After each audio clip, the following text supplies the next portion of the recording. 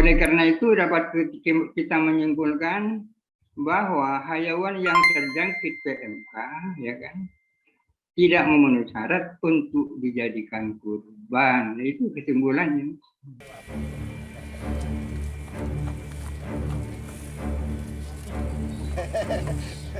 Mari.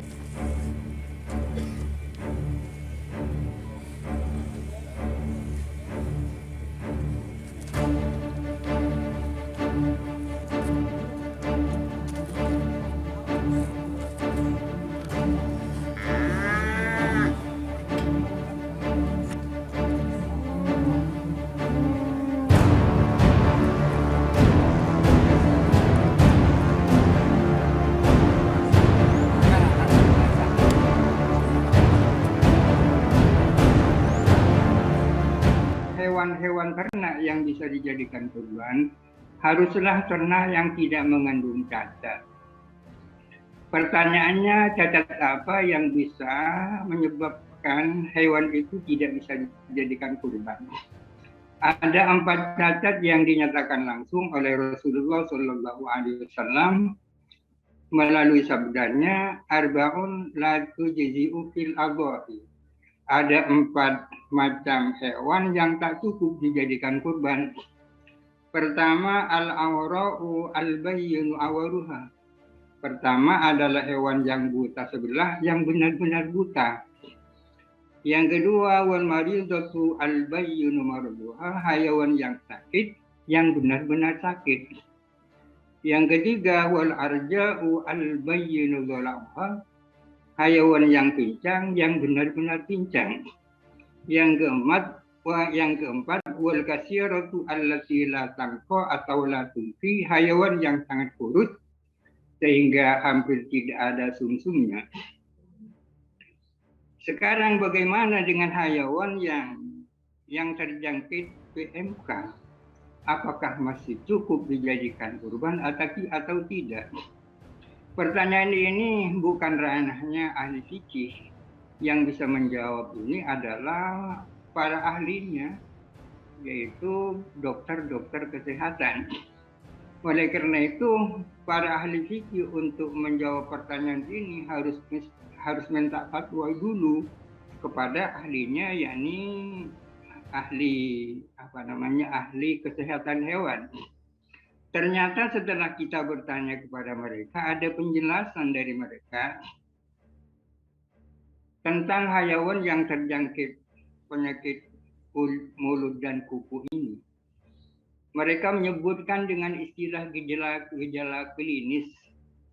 Mereka membagi gejala ini ada 2, ada gejala ringan, ada gejala berat.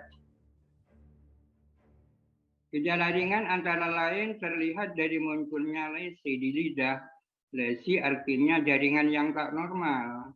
Terjadi lidah dan gusi, terjadi demam, nafsu makan berkurang, kemudian mengalami penurunan berat badan, berkisar antara 1 sampai 2 kg per hari.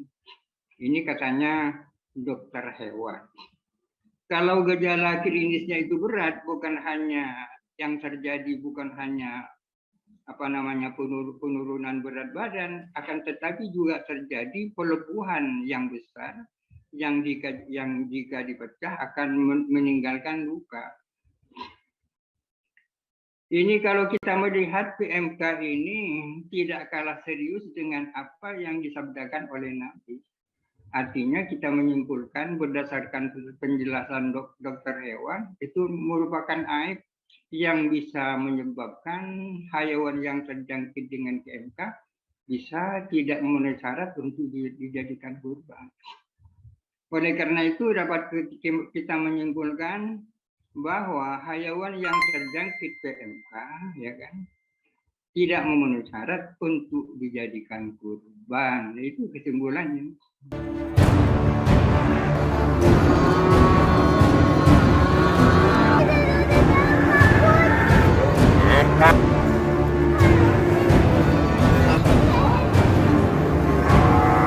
Penyakit mulut dan kuku itu diverifikasi menjadi 2 jenis. Jenis yang pertama, penyakit mulut dan kuku yang gejala klinisnya kategori ringan. Seperti apa? Seperti lepuh pada kuku ya, tetapi dia tidak berdampak kepada kondisi kualitas daging. Kemudian juga tidak berdampak kepada kekurusan secara permanen. Tidak berdampak kepada adanya kecacatan yang menyebabkan kepincangan atau sampai tidak bisa jalan. Dalam kondisi yang seperti ini, Majelis Ulama Indonesia menetapkan hewan tersebut sah untuk kepentingan pelaksanaan ibadah kurban. Tetapi ada jenis yang kedua, hewan yang terjangkit penyakit mulut dan kuku kategori berat. Seperti apa? Lepuh kepada kuku yang menyebabkan kuku terlepas dan berdampak kepada kepincangan, atau menyebabkan sangat kurus hewan akibat penyakit mulut dan kuku tersebut, atau tidak bisa sembuh lagi.